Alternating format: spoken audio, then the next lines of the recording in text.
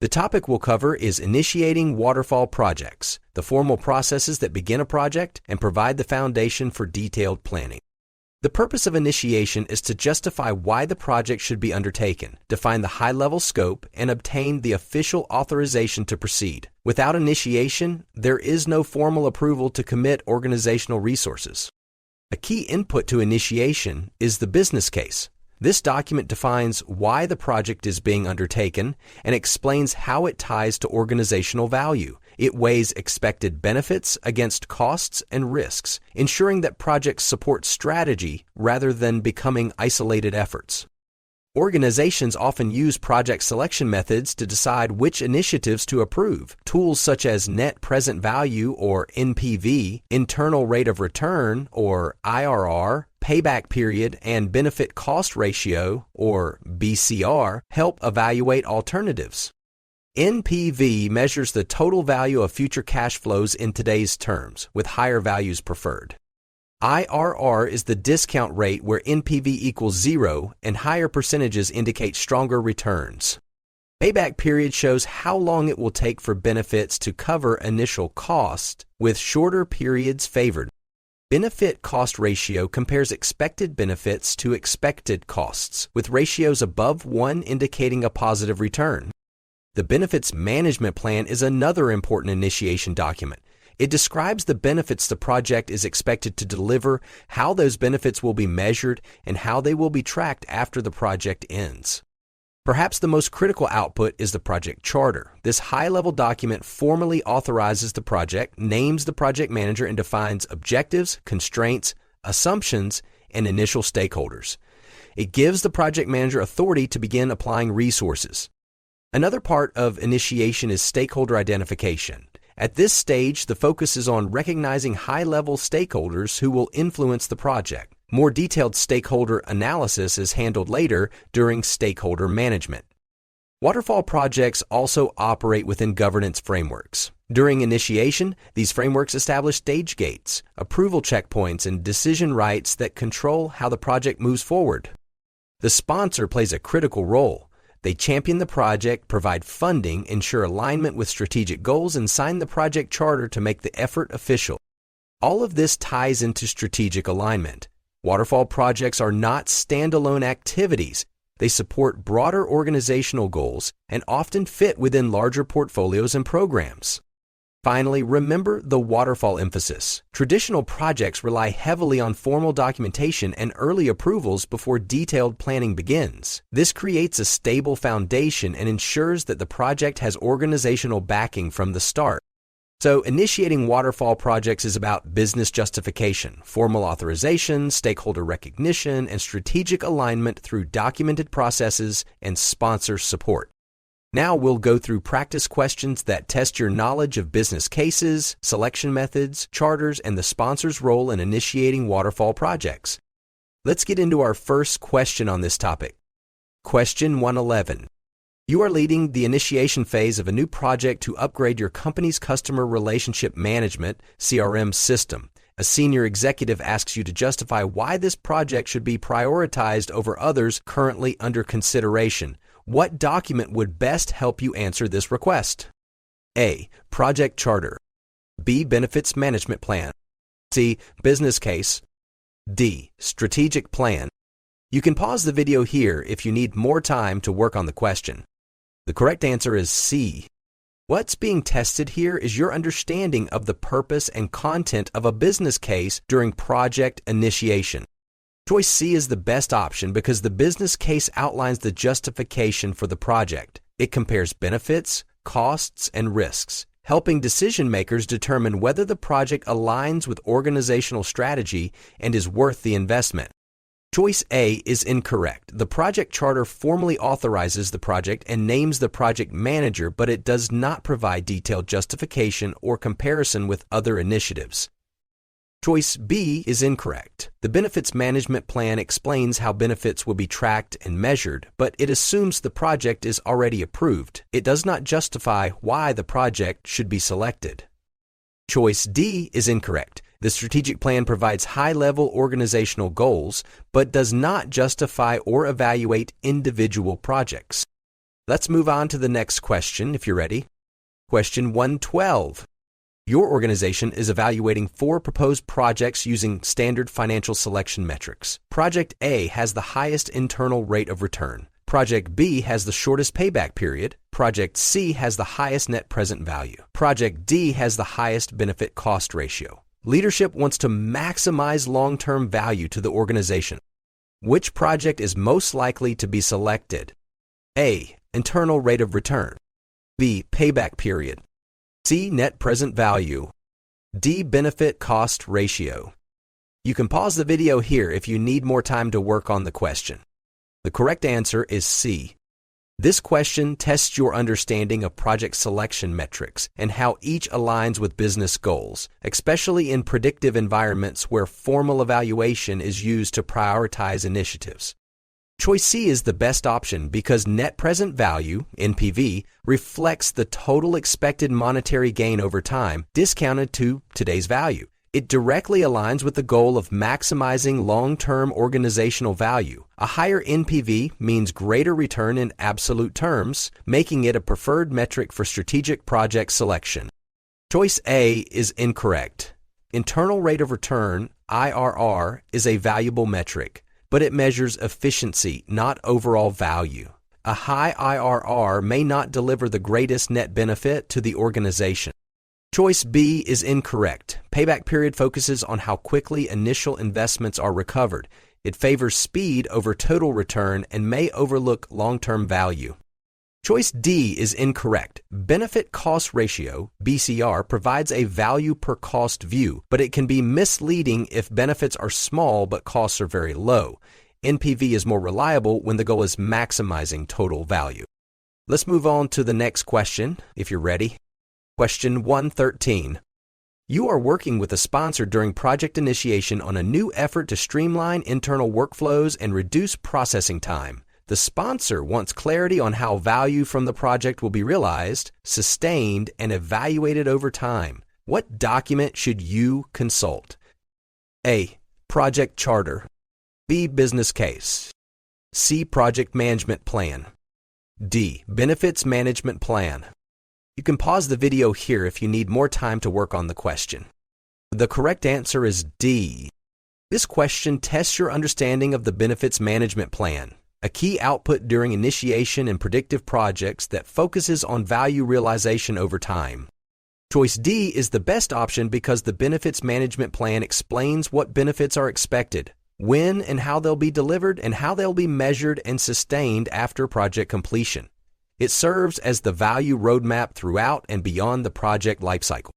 Choice A is incorrect. The project charter defines the high-level scope, objectives, and authorizes the project, but it does not explain how benefits will be tracked over time. Choice B is incorrect. The business case justifies why the project is initiated, based on anticipated value, but it does not detail how benefits will be measured or realized after delivery.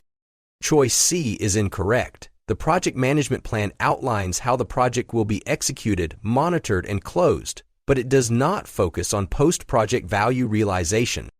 Let's move on to the next question if you're ready. Question 114. A senior manager asks you to begin assigning team members and scheduling kickoff meetings for a project that has executive interest but has not yet been formally approved. The business case is still under review and no project charter has been issued. What should you do? A. Escalate the issue because no formal authority has been granted to the project manager. B. Proceed with planning since executive interest implies authorization. C. Begin stakeholder identification and resource allocation. D. Draft a project management plan based on the business case. You can pause the video here if you need more time to work on the question. The correct answer is A. This question tests your understanding of formal project authorization in predictive environments and when it is appropriate to act.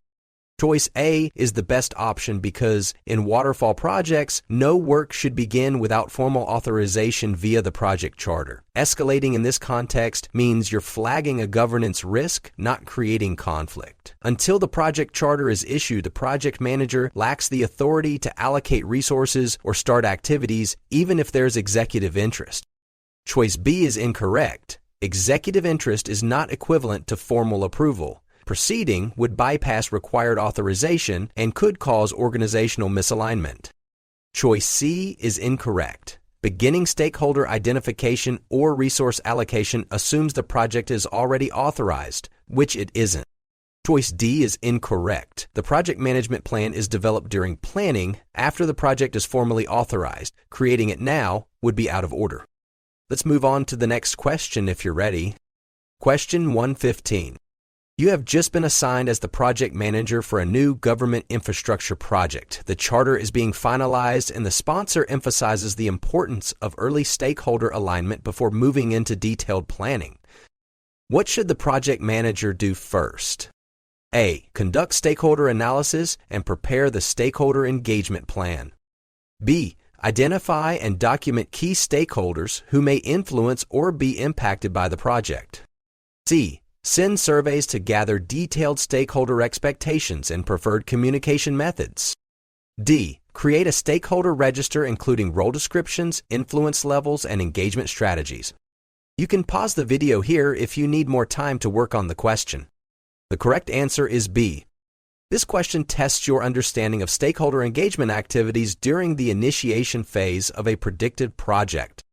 Choice B is the best option because, during initiation, the project manager's primary responsibility is to identify stakeholders who can influence or be impacted by the project. Early identification ensures that key stakeholders are recognized, documented, and included in the charter process before detailed planning begins.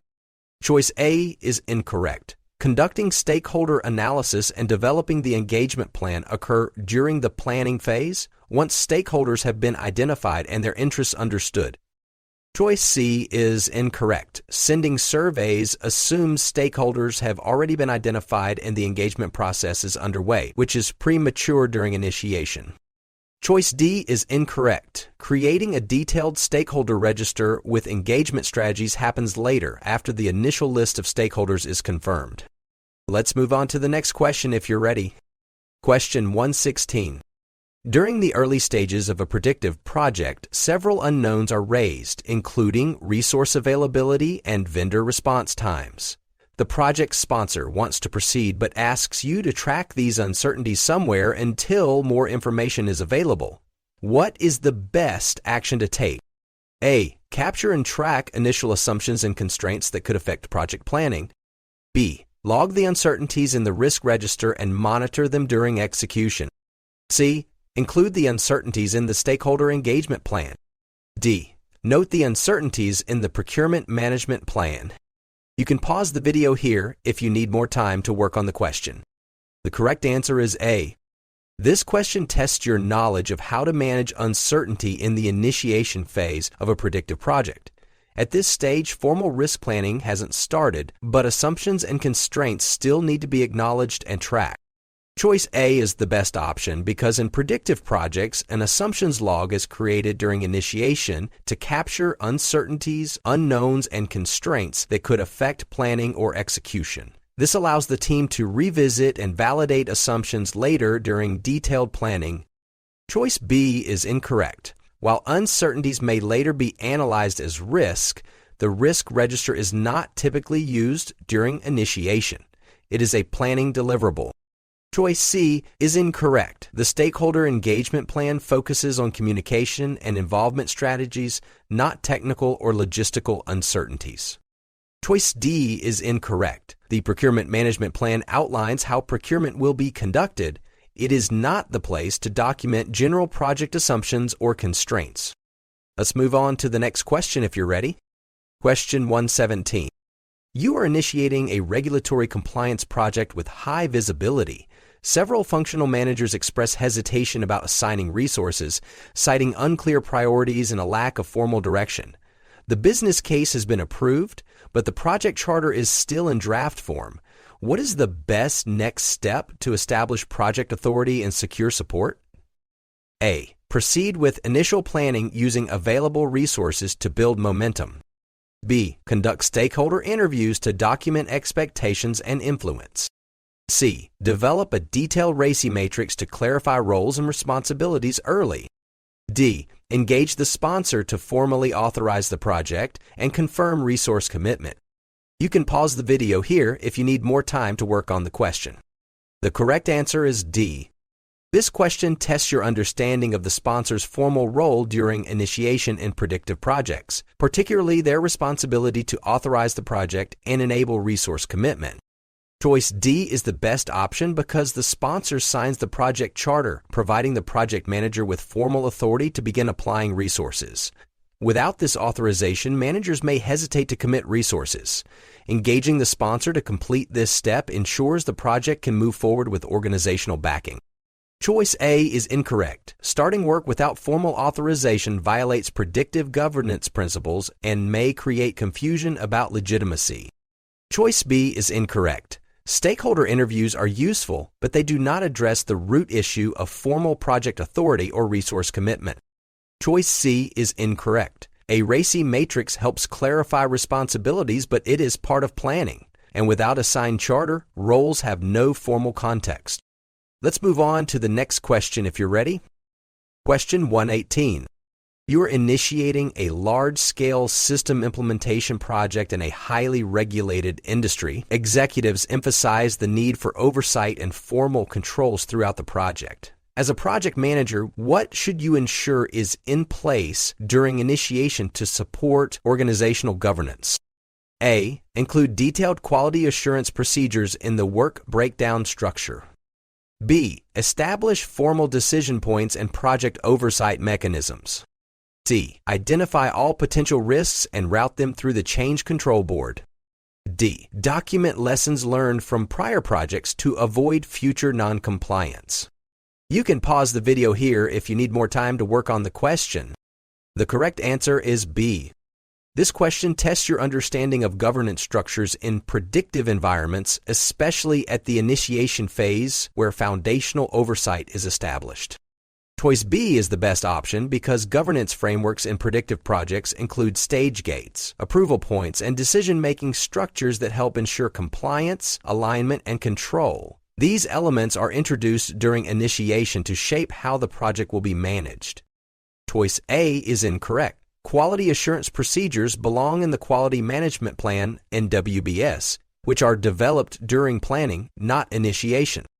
Choice C is incorrect. Risk identification and change control occur during planning and execution. Routing all risks through a change control board is premature and impractical during initiation. Choice D is incorrect. While lessons learned can inform future decisions, they are not governance mechanisms and don't fulfill the oversight need during initiation. Let's move on to the next question if you're ready. Question 119. You are assigned to initiate a project aimed at reducing employee attrition through new HR systems. During executive discussions, some stakeholders question whether the project overlaps with an existing workforce retention initiative managed by a different department. What is the best action to take to ensure proper alignment? A. Rescope the project to avoid potential duplication. B. Request a change in project sponsorship for better departmental fit. C. Validate that the project supports broader organizational goals and portfolio priorities. D. Consult with the department managing the retention initiative to clarify scope and intent. You can pause the video here if you need more time to work on the question. The correct answer is C. This question tests your ability to align project efforts with strategic objectives, portfolios, and programs, a key aspect of initiating predictive projects. Choice C is the best option because project alignment with organizational strategy is a core responsibility during initiation. Validating alignment ensures that the project contributes to strategic outcomes and doesn't conflict with existing initiatives within the broader portfolio or program structure. Choice A is incorrect. Rescoping is premature before confirming whether there's true duplication or misalignment. Strategic alignment must be validated first. Choice B is incorrect. Changing sponsorship is a structural change that doesn't address whether the project itself supports strategic goals. Choice D is incorrect. Consulting with the other department is a helpful tactic, but on its own, it doesn't ensure that the project aligns with higher-level organizational strategy or portfolio priorities. Let's move on to the next question if you're ready. Question 120. You are finalizing initiation documents for a multi-year system modernization project. Leadership has emphasized the importance of measurable value delivery, even though many of the project's benefits will be realized long after project closure. As project manager, what should you ensure is addressed in the project's initiation phase? A. Outline deliverables, sign-off criteria, and detailed transition checklists. B. Ensure that expected value delivery is planned, tracked, and transitioned to operational ownership. C. Confirm that the sponsor is committed to supporting benefit tracking after the project ends. D. Define change control processes for evolving benefit realization metrics. You can pause the video here if you need more time to work on the question. The correct answer is B. This question tests your understanding of benefits realization planning in predictive environments, a key initiation activity that links the project to long-term value delivery. Choice B is the best option because the benefits management plan, typically created during initiation, defines how benefits will be delivered, when they'll be realized, and who will take ownership after the project closes. This ensures that value is not just promised, but sustained. Choice A is incorrect. While sign-off criteria and transitions are part of closing and handover planning, they don't fully address the planning and ownership of long-term benefit delivery. Choice C is incorrect. Sponsor support is important, but relying on informal commitment isn't enough. A formal plan with measurable tracking and ownership is required. Choice D is incorrect. Change control governs scope and deliverables. While benefit realization metrics may evolve, they are not typically managed through formal change control during initiation. Congratulations for completing all 10 questions for initiating predictive projects, bringing your total to 120 questions completed in the Waterfall PMP Exam Prep Series. You're building strong momentum toward exam success. If this helped your prep, be sure to like the video and subscribe to PM Aspirant for more PMP practice content. Ready to dive into the next topic? Let's keep going.